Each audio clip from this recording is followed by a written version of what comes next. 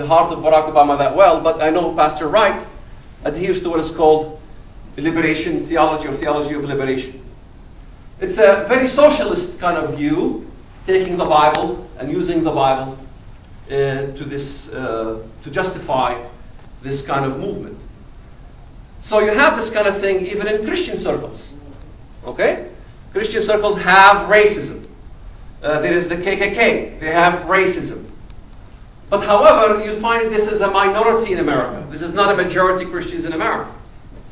In fact, the lady in the back there from the news media, she thought that the group that hosted me here are racist. And I asked her, I said, why do you think they're racist? She said, because they adhere to white Christian Americans. I said, white Christian Americans? The guy that picked me up in the van, he was a black guy. And I asked him right in front of the black driver, I said, are you racist?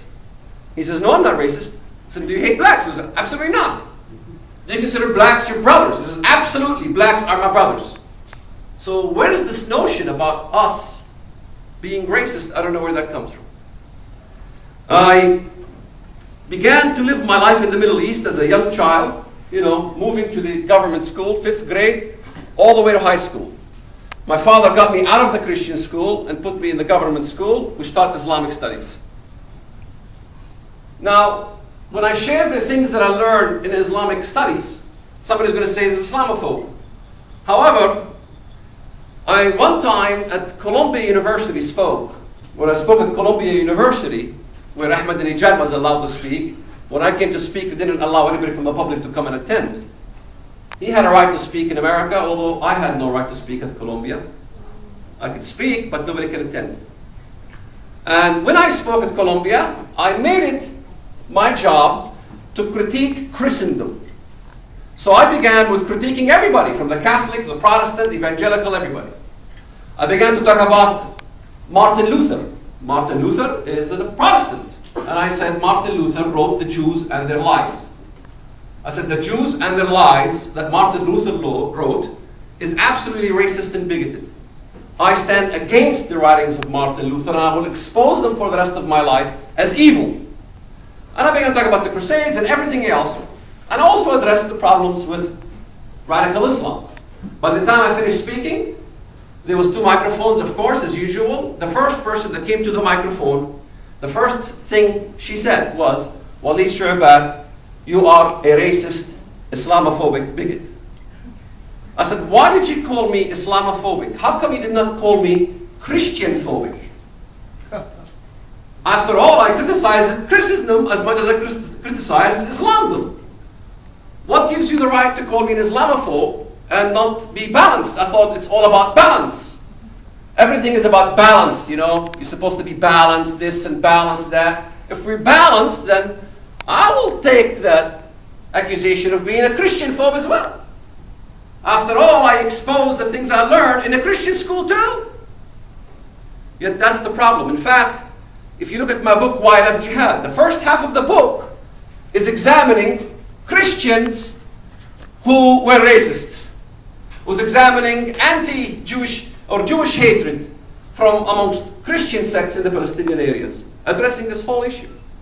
So, if you want to address me as Islamophobe, I'll challenge you to go find the statements that were Islamophobic that I ever said.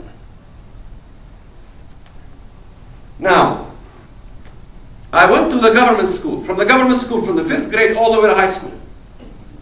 Of course, by the time I reached high school, my teachers were Sheikh Naim Ayyad and Sheikh Zakaria, graduates from Al-Azhar University of Egypt. Now, Al-Azhar University of Egypt is not some small college in the Hicks. It is the #1 university in the Middle East, in the Muslim areas, that produces and qualifies Muslim scholars to go out and teach all over the Muslim globe. They all adhere to the Islamic Brotherhood. My teacher, Sheikh Naim Ayyad, I remember, began to talk about martyrdom. That we memorized a lot of the Quranic verses. I memorized lots of the Quranic verses as a Muslim. I remember the verse, وَلَا تَحْسَبَنَّ الَّذِينَ قُتِلُوا فِي سَبِيلِ اللَّهِ أَمْوَاتٌ بَلْ أَحْيَاءٌ عِنْدَ رَبِّهِمْ يُرْزَقُونَ. Do not think that the ones who died in the cause of Allah are dead, but are alive with Allah, receiving His blessings.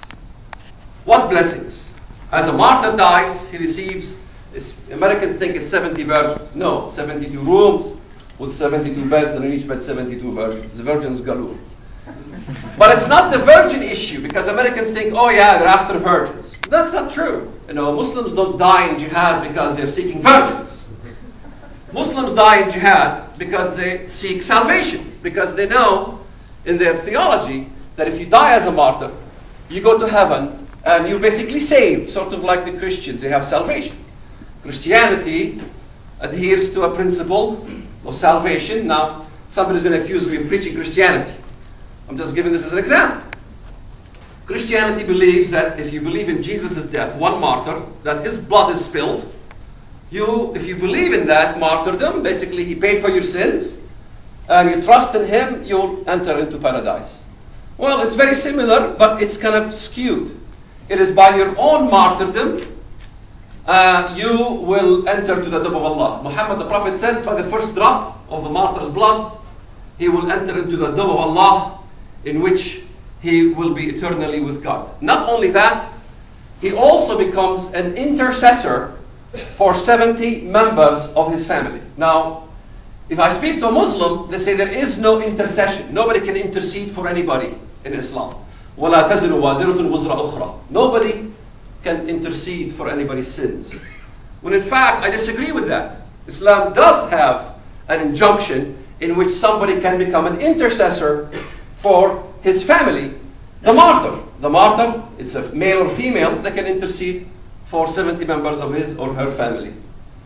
Of course, when my cousin Ra'id got killed on his way to Ben Yehuda Street, he was announced as a martyr, because most Americans think that terrorism is an isolated issue. Terrorists live in a cocoon.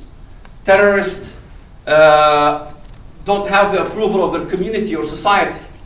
Terrorists are secluded from society. Seclusion creates terrorism, because they always find reasons for terrorism. However, in the Middle East, in my society, a martyr is basically glorified, the glorification of a martyr. My cousin Raib, his photo is all over the streets of our village.